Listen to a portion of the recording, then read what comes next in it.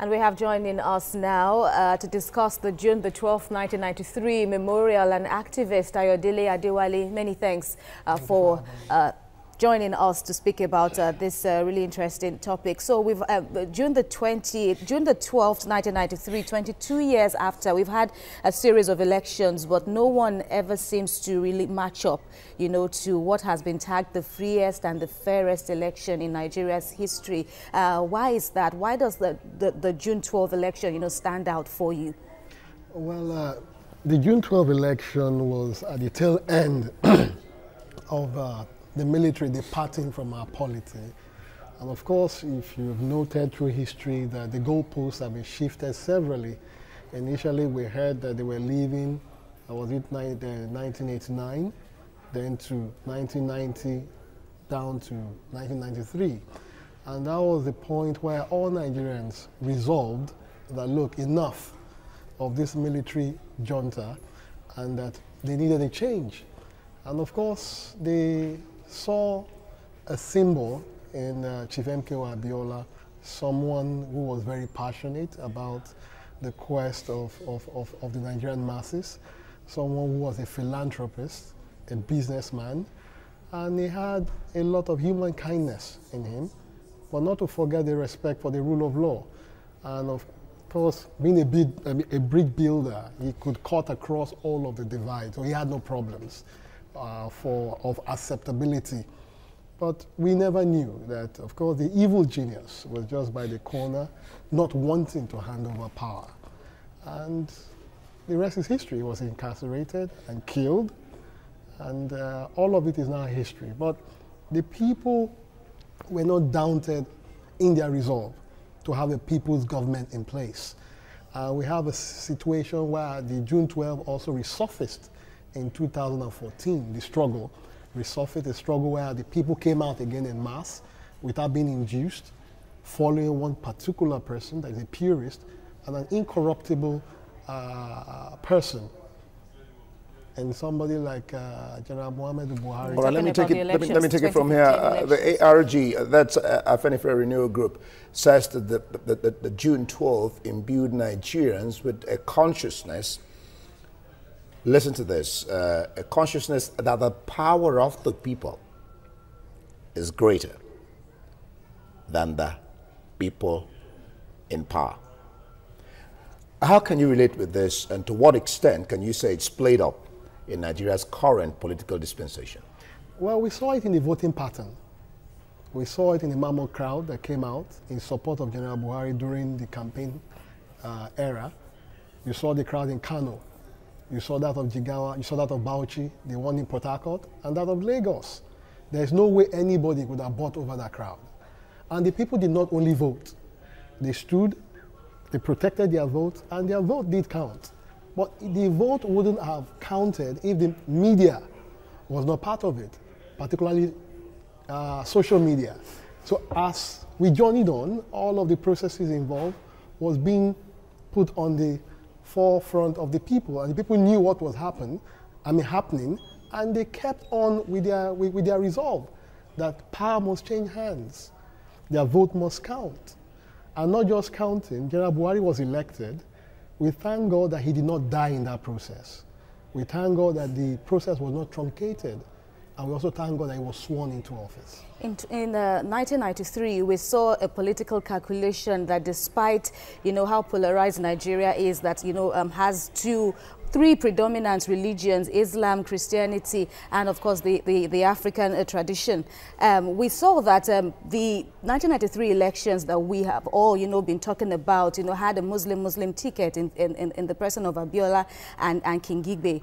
But subsequent elections, especially this just concluded elections, that was an issue, you know, having a ticket of, you know, people from the same religion. It became an issue. We never even got that. The winning party, of course, the APC, we see a Muslim president and a Christian vice president.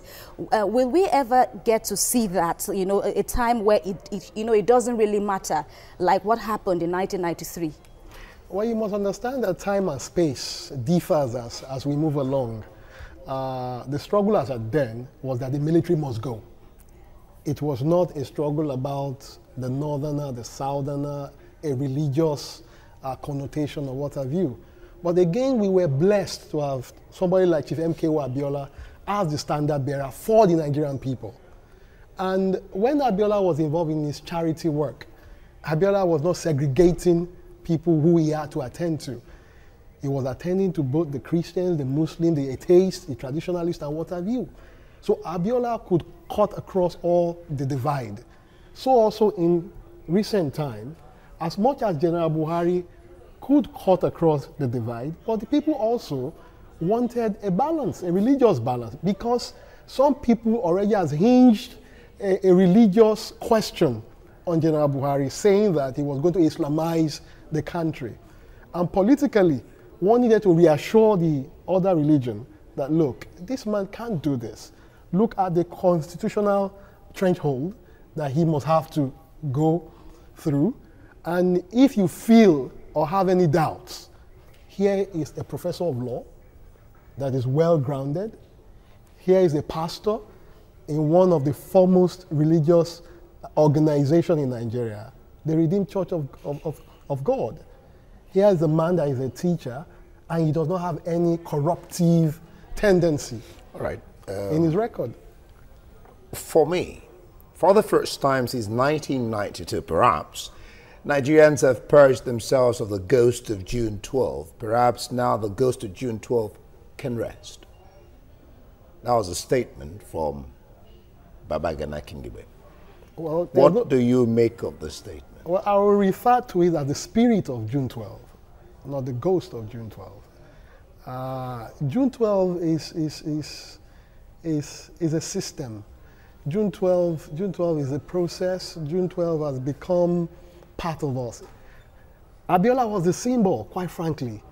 But the quest of the Nigerian people on that significant date to effect a change, not just to elect a person, but a person that will bring about positive development to the Nigerian society, someone that will bring about prosperity, someone that will pave way, you understand, for a people's constitution. Because part of Abiola's program then was to convoke a People's Sovereign National Conference and rewrite the Nigerian constitution that will be written by the Nigerian people. The people have never sat together to write their own constitution or agree on how they'll be governed. Abiola had promised that he was going to lay a template and provide that opportunity for the Nigerian people to take. So a lot of people have different interests in Abiola that were positive. That is June 12. For a man who, that's of course the man who, the June 12 saga is tied around, talking about MKO Abiola now. Of course, a date like this now brings us to the point where a lot of people are calling for, once again, the immortalization of the date itself, a national holiday for the date itself. Okay, right now we see only a few states from the southwest, of course, who are observing holidays. But why is it taking the federal government, so long? Why can't the date become Democracy Day, as some activists are claiming? It has taken us so long because we had reactionaries in power, people who benefited from that struggle, people who hated Abiola even to death, people who do not understand the pains of the Nigerian people. To the Nigerian people, the mass of our people on the street, June 12 is very important to them because that was the watershed that would have turned the prosperity of this country for good. In fact, we wouldn't have been talking about fuel scarcity if Chief MKO Abiola was allowed to be president of this country. By now, perhaps, Nigerians would have gone to space. Yeah, but I think okay, well, he didn't eventually get that. That was his question before. We'll let you go.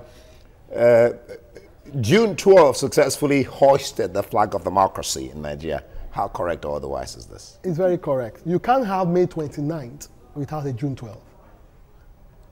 It was June 12 that chased away the military. That was when the struggle began, from the initial of zero. And today we have a May 29th that brought about this democratic dispensation that we have. So it will be very, very correct for our legislators. I wouldn't say General Buhari to just make a pronouncement and say June 12 become a Democracy Day. No, it must go through legislation. The National Assembly must sit down to reflect and understand that without a June 12, they will never be there. And to appease the Nigerian people, to appease the consciousness of our people and the spirit of our heroes and heroines that have died. June 12 must be made a national day.